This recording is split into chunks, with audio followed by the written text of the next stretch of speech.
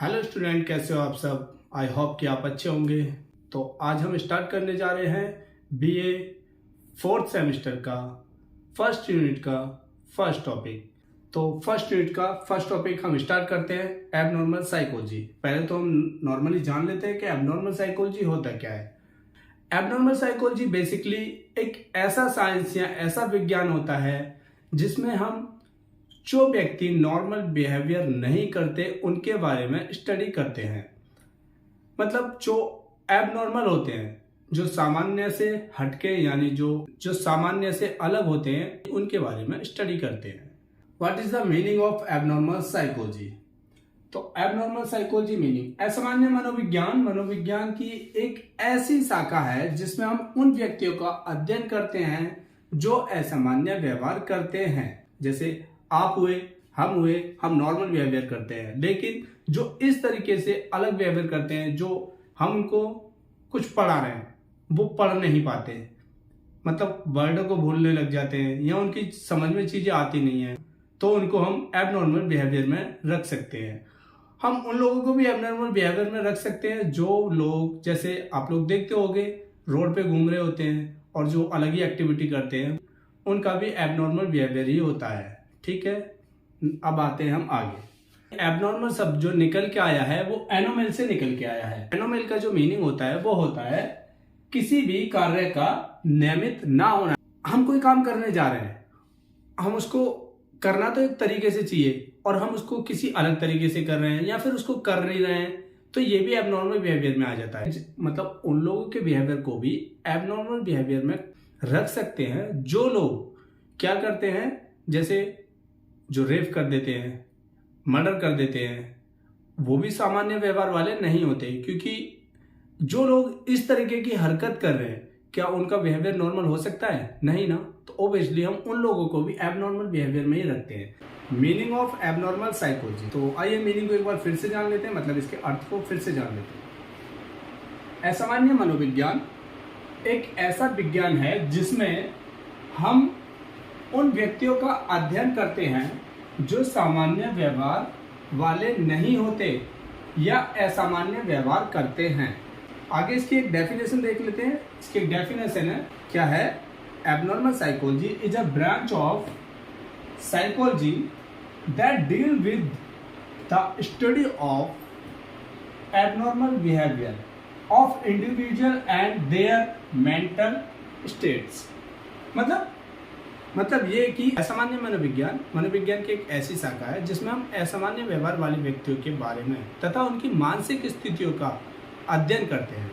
ठीक है, अभी हम इसको मिटा देते हैं।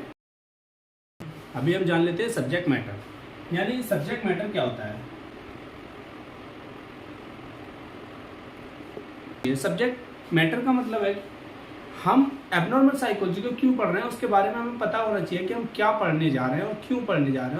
तो इसका सब्जेक्ट मैटर जो होता है, ये होता है सब्जेक्ट मैटर। सब्जेक्ट मैटर में आता है एक तो आपका maladaptive behaviour, personality disturbance and disorganised personality. ये 3 सब्जेक्ट मैटरल होते हैं, मतलब इनके बारे में हमें पढ़ना होता है। एबनॉर्मल साइकोलॉजी का जो सबसे बेसिक और सबसे मेन पार्ट जो होता है, ये तीनों होते हैं, यानी मालाडेप्टिव, पर्सनैलिटी एंड डिसऑर्गेनाइज्ड। इनके बारे में हम अगर पूरी तरह से जान लेते हैं तो हम एबनॉर्मल साइकोलॉजी को एक बेसिकली समझ जाते हैं कि एबनॉर्मल साइकोलॉजी में हम किन चीजों को तो पढ़ेंगे, किन चीजों के बारे में हमें पता होना चाहिए एबनॉर्मल साइकोलॉजी को पढ़ते समय। तो मालाडेप्टिव बिहेवियर क्या होता है, हम पहले इसको जान लेते हैं। ठीक है, तो मालाडेप्टिव बिहेवियर यानी MB is defined as behaviour that interference with an individual activities of daily living or abilities to adjust to and participate in particular settings। क्या होता है? मालाडेप्टिव बिहेवियर एक ऐसा व्यवहार होता है जो किसी व्यक्ति की गतिविधियों या विशेष सेटिंग में उसको भाग लेने से रोकता है। मतलब मैं एक एग्जांपल दे रहा हूं, आप उसको समझो। आपको आपके हित का कोई काम करना है, मतलब जो आपके लिए प्रॉफिटेबल हो। ठीक है, सपोज करो आपको पढ़ना चाहिए। अगर आप पढ़ोगे तो आपको नॉलेज होगी किसी चीज के बारे में, और सबसे बड़ी बात है कि इन फ्यूचर आप सक्सेसफुल हो जाओगे। लेकिन अगर आप पढ़ोगे नहीं तो ना तो आपको नॉलेज होगी किसी चीज़ के बारे में और ना ही आप सक्सेस हो पाओगे लाइफ में। तो ये सबसे बड़ी बात होती है, ठीक है। तो मालएडेप्टिव बिहेवियर में यही होता है कि जब व्यक्ति कुछ करना चाहता है, किसी भी व्यक्ति की पॉजिटिविटी के लिए कोई काम करना उसके लिए जरूरी है, तो वो क्या करेंगी, मालएडेप्टिव बिहेवियर, अगर उसका मालएडेप्टिव बिहेवियर काम करेगा तो उसको उन्हीं चीजों में काम करने से रोकेगा।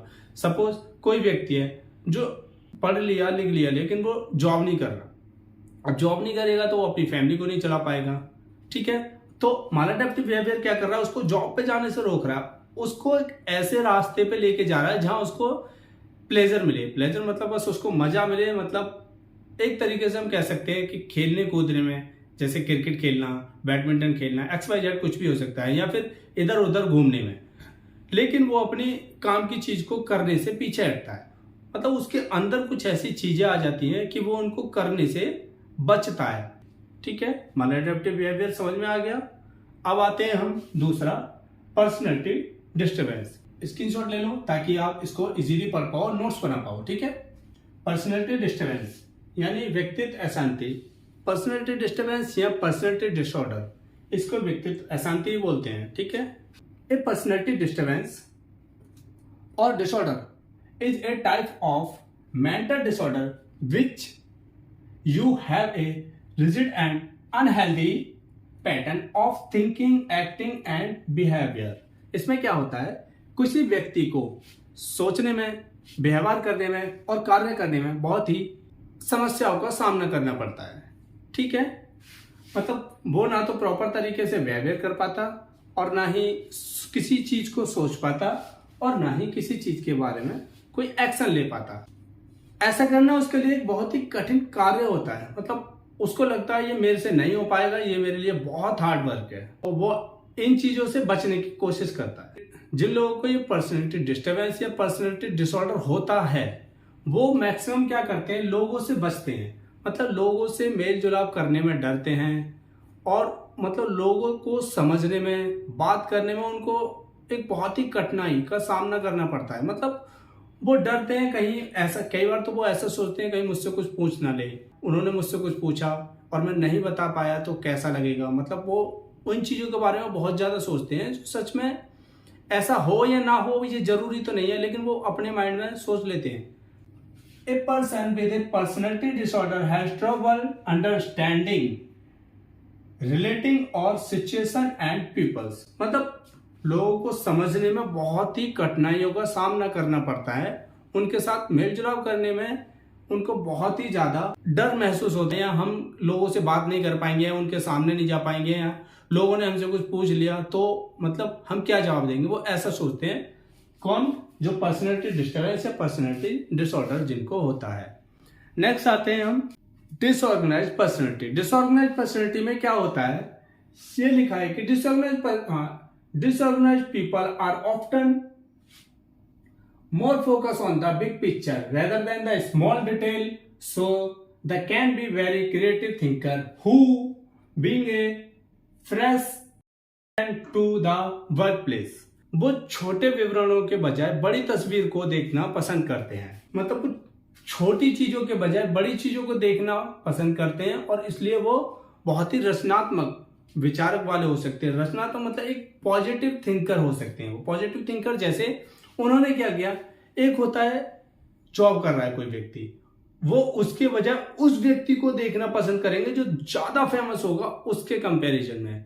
जैसे कोई IAS PCS को ले लो, IAS PCS में भी lower rank, highest rank and upper highest rank, तो इन रैंकों में भी वो सबसे ऊपर वाली रैंक को देखना पसंद करते हैं, ठीक है। टीवी सीरियल की बात कर लेते हैं, पिक्चर या किसी की बात कर लेते हैं, तो जो ज्यादा बड़ा सेलिब्रिटी होगा, जो ज्यादा बड़ा, जिसका ज्यादा नाम होगा, वो उन पे ज्यादा फोकस करते हैं और वो क्या करते हैं, वो उनके जैसा बनने की कोशिश करते हैं। तो वो उनके लिए पॉजिटिव पॉइंट बन जाता है कि वो मतलब उनके अंदर नेगेटिविटी कम होती है, उनके अंदर पॉजिटिविटी ज्यादा होती है, लेकिन वो उस पायदान पे पहुंचने की कोशिश करते हैं जहां पहुंचना बहुत जल्दी संभव नहीं हो पाता है, मतलब बहुत जल्दी से कोई नहीं पहुंच पाता।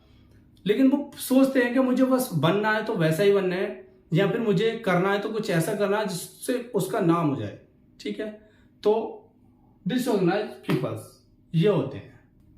मैं आपसे बोलूं कि आप ऐसा करो कि ये काम हो जाए और आपकी पढ़ाई भी पूरी हो जाए, तो आप क्या करोगे, यार ये छोटा काम है, ये मैं नहीं करूंगा, मुझे तो कुछ करना है कि मैं तो या तो बड़ा क्रिकेटर बनूंगा या एक्टर बनूंगा या रैपर, मतलब कोई नाम जैसे बड़ा, मतलब बड़ा सोचते हैं वो, लेकिन ऐसा एकदम से हो पाना तो संभव नहीं हो पाता ना।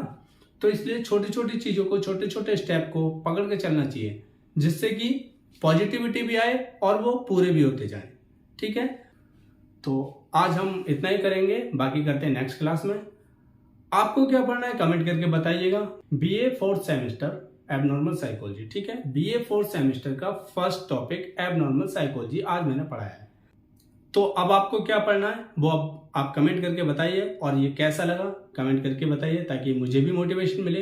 नेक्स्ट क्लास में आप क्या पढ़ना चाहोगे मुझे कमेंट करके जरूर बताएं। Thank you.